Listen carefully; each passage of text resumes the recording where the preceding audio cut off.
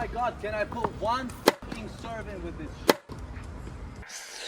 Oh no, am I really gonna be the guy who's gonna ruin this party and break all the hype? I might be. What's up guys, welcome back to Gladiators Tribe, and this right here is what's probably the most hyped racket in the history of tennis, because this is the last thing that Roger Federer himself left us before he finished his professional career as a tennis player. This is his legacy. It's the RF01 Pro. Check out the specs first, and then I want to talk a little bit about the history of this racket.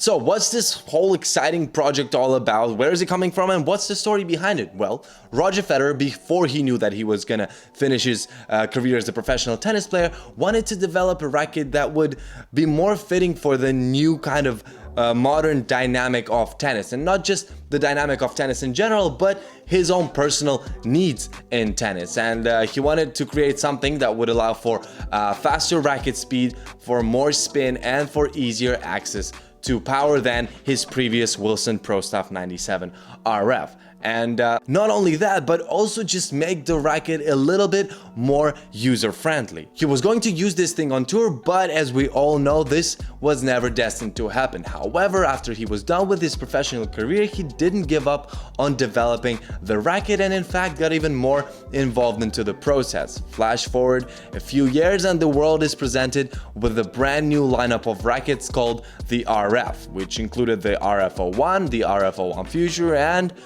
the one that he is going to be using from now on, and the heaviest in the lineup, the RF01 Pro. And that is exactly what we're going to be reviewing today, so let's get started. The hype around this racket was building up long before the official release, and only got crazier after it has been officially launched. Every single review of this racket that I've seen so far seems to say that this racket is perfect and it will solve every single flaw that your game might have, and that is very far from the truth. Don't get me wrong, this racket is really nice and it fits my game really well. However, this racket will not be for everyone by far. In order to fully enjoy and make the most out of this thing, you have to be a very advanced tennis player and really freaking talented, it seems like. In fact, I think that this racket is a great way to check if you got talent or not, because the sweet spot on this thing is really rough. Okay, I'm joking about the talent thing, but the sweet spot is definitely one aspect that might push some players away from it. And it's not even the size of it. As I said, it's rough, because the size of it seems to be pretty close to the old Pro Stuff 97 V13 RF, which was relatively small, but it was doable. But it's just about how bad the ball bounces off the string bed if you don't hit with it. With most rackets nowadays, even if you don't hit the sweet spot of the racket will most likely save you with all the modern technology implemented in the new ones, and you will most likely hit the ball over the net or put the ball inside the court, unless you really screw up your timing, of course. This thing, however, has no mercy at all. Hit the ball outside of the sweet spot and it feels like you're hitting with a frying pan, and trust me, I know what that feels like. I'm gonna be serving, so...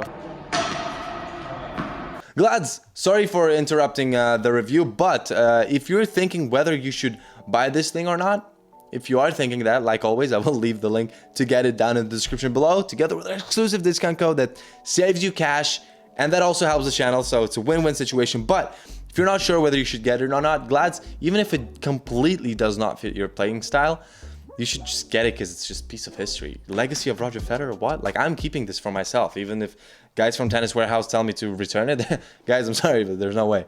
But yeah, anyways, back to the review. I feel like I've been bitching about not being good enough in tennis for this racket for long enough, so let's talk about the good stuff. And that is what happens when you do hit the ball with the center of the racket, and it's truly magnificent. The feeling that I got the few times that I did manage to hit the ball with the sweet spot was very refreshing and new. The feel that you get with the new RF01 Pro is very raw and unlike any other racket on the market right now. The power is there, the control is microscopic, and you can even spin the ball. But why would you do that if hitting flat winners with this thing is the best feeling that exists? Oh, Glaads, by the way, the most not appreciated video on our channel in the history of this channel is the one that I'm gonna link up over there. It's about the end of Roger Federer's career. If you want a little bit of Roger's history, just to, you know, do a quick summary or recap of his titles and whatever, check this video out because we actually put a lot of effort into making it and it really didn't get the views that we were expecting it to, but I actually want you guys to watch it just to enjoy because I think we did a pretty decent job. Anyways, yeah, back to the video.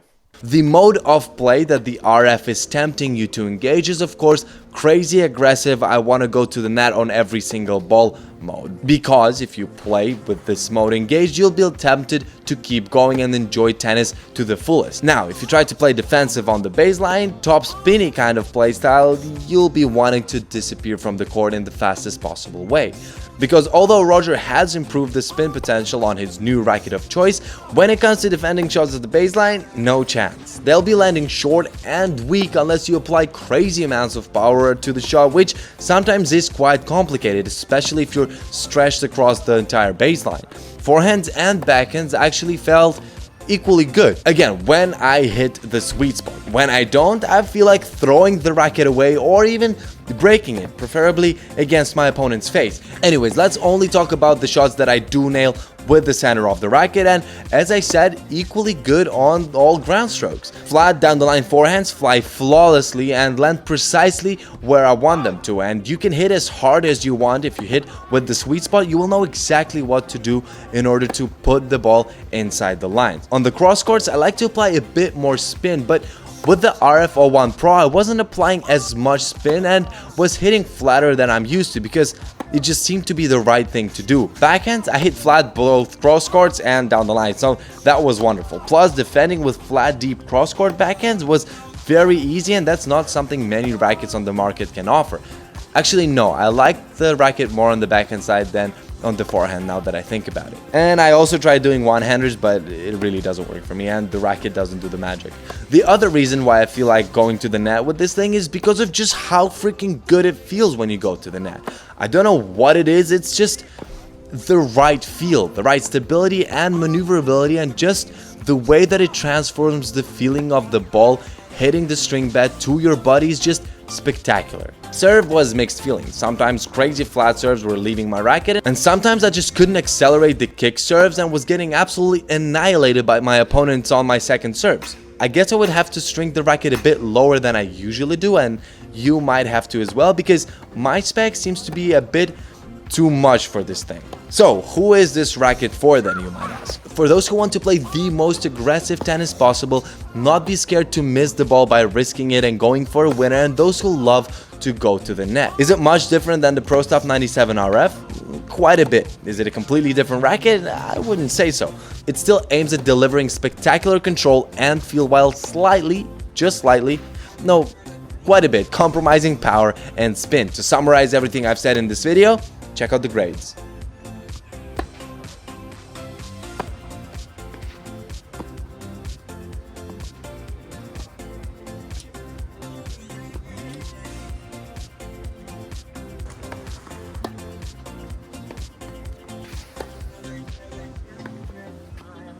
By the way, before I got the chance to play test the new RF rackets, Alex, who is my guy at Tennis Warehouse Europe, told me with a lot of emotions that this was gonna be the racket that I would switch to because it was just so good and it just fit my style so well. And yes, Alex, it is really freaking good. I'll give you that. But I think I will stay loyal to my Head Gravity Pro, and I will see you Glaads in the next one. Bye-bye.